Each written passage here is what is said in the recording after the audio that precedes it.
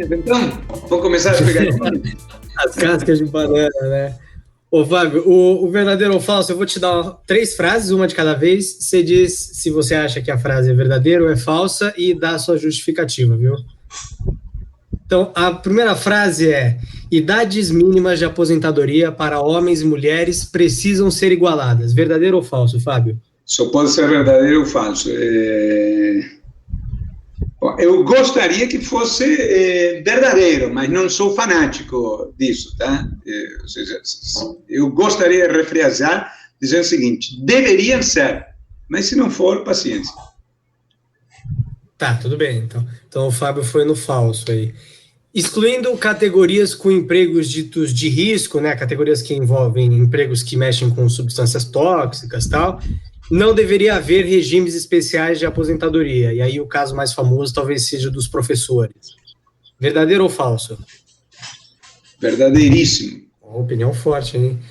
E a última é: foi um erro não reformar as aposentadorias rurais em 2019. Verdadeiro ou falso? Verdadeiro, ainda que eu compreenda, pelo jogo político. Certo, tudo bem.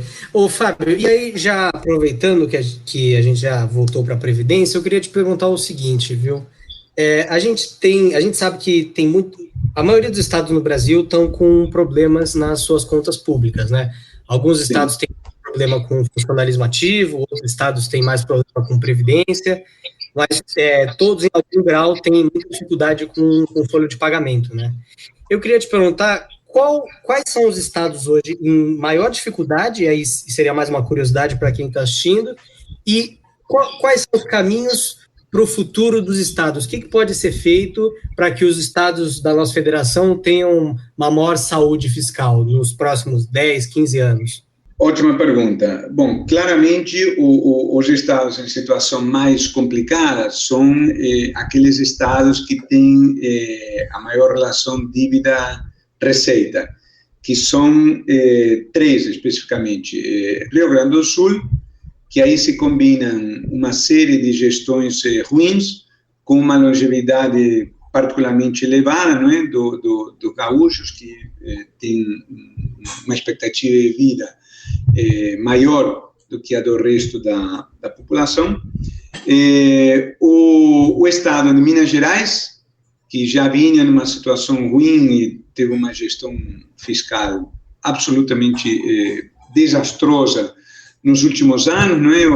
Teve a gestão do ex-governador Pimentel, e infelizmente o governador atual não conseguiu resolver a contento isso, e infelizmente o terceiro estado é o nosso querido Rio de Janeiro, com problemas de longuíssima data, não é? Enfim, aí praticamente isso é tema para toda uma sessão de uma longa hora, não é? Para falar do Rio, mas resumidamente não soubemos aproveitar a fase de bonança na década passada e gastamos mais, aumentamos muito salários e com isso aposentadorias, etc. O que deve ser feito é uma agenda extensa.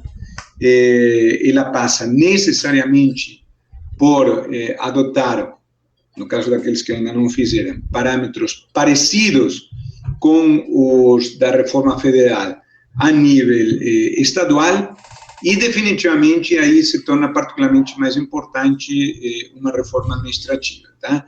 Que tem um componente moral, de certa forma, para o governo federal, no sentido de que se o governo federal quer apertar as contas e exigir sacrifício da população como um todo, é natural que a população diga: bom, então você dê exemplo, corte na própria carne, etc. Tá? Mas no governo federal a gente não tem um problema tão grave como temos a nível estadual, em que municipal, em alguns municípios, em que algumas categorias têm remunerações elevadíssimas em relação ao padrão vigente, e aí nós temos relações entre inativos e ativos, tá, que são completamente absurdas. No caso do governo federal, na média, tá, ela está grosso modo 1 para 1, tá? Em números redondos, já é um número muito elevado, não é? Ou seja, para cada ativo nós temos um inativo, tá? Essa relação já foi diferente do passado, mas há algumas categorias, agora eu não vou me lembrar exatamente o número, mas, por exemplo, coronéis retirados das polícias militares de alguns estados, comparativamente aos que estão na ativa, que são chocantes e gritantes, tá? Isso drena uma quantidade de recursos enormes comparativamente para pagamento dessas aposentadorias que costumam ser aposentadorias elevadas, tá? Então, a agenda da reforma administrativa, ela é particularmente importante, não para combater direitos adquiridos, eu não brigo contra direitos adquiridos, tá? Mas sim no sentido de evitar que eles continuem se perpetuando depois e essas situações se repetem.